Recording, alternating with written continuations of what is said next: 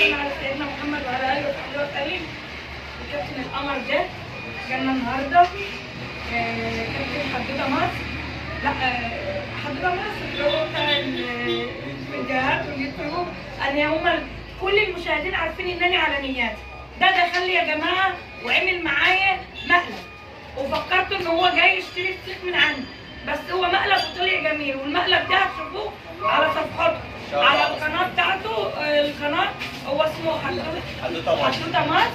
وطبعا لما خلصت المقلب معاه قلت له لا لازم تاجي بقى بعد المقلب ده تشوف الفسيخ بتاعنا وجماله وحلاوته وطعامته. وانا عندي برضه صفحه على اليوتيوب زي ما انتم عارفين، تخشوا تتفرجوا على ده وتخشوا تتفرجوا على ده. عندنا الكابتن احمد اهوت ما شاء الله، ده كابتن محترم. طبعا زبون عندي كابتن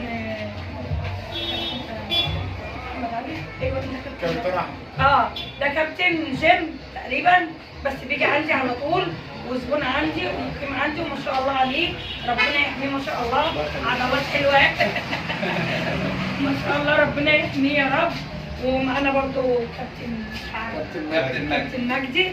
ربنا يحميكم يا رب ويصلح حالكم ويجعلكم من احسن الناس كلها، وتبقى بقى حاجه كبيره برضو. انا سمعت ان انت خدت درع باين، انا عقبالي برضو هاخد درع. ده مبروك.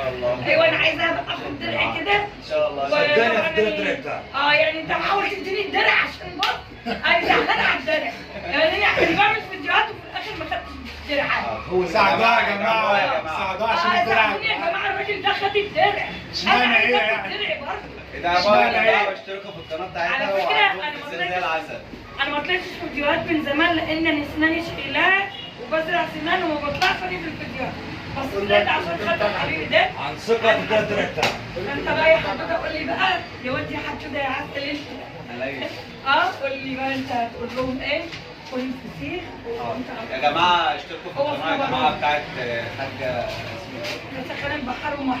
اشتركوا يا جماعه في القناه بتاعت محل سخان البحار، عندهم فسيخ جامد جدا. اللي عايز يشتري اي حاجه يجي يشرفنا هنا في المحل، يعني حاجه في قمه الاحترام وقمه الادب وقمه الحلاوه بجد والله. اشتركوا عشان تاخد الدرع ان شاء الله. عشان تدوني الدرع. اهم حاجه الدرع. انا الدرع مش مشكله، عندي الدرع، وعايزه بقى الناس اللي كلها اللي بتشوفني كده برضه يجوا يزوروني.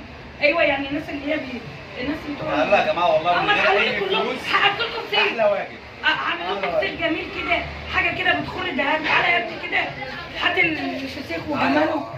عامله لهم اهو، هات الفسيخ وري له الفسيخ. محمد اهو وري له الفسيخ بتاعه. اقعد كل بس تقول لهم بقى ايوه صورته انت بتاعك.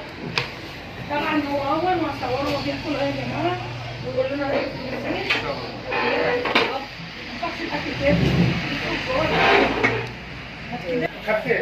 محمد اهو فتح لهم الفسيخ ما شاء الله. كان محمد مش هنا ودخلوا هم عاملين فيها المقلب، وكويس ان ما شاء الله ربنا يحميهم يا رب. كابتن حدوته ده زاد زي العسل، شفته كم مره كده على اليوتيوب وانا بقلب.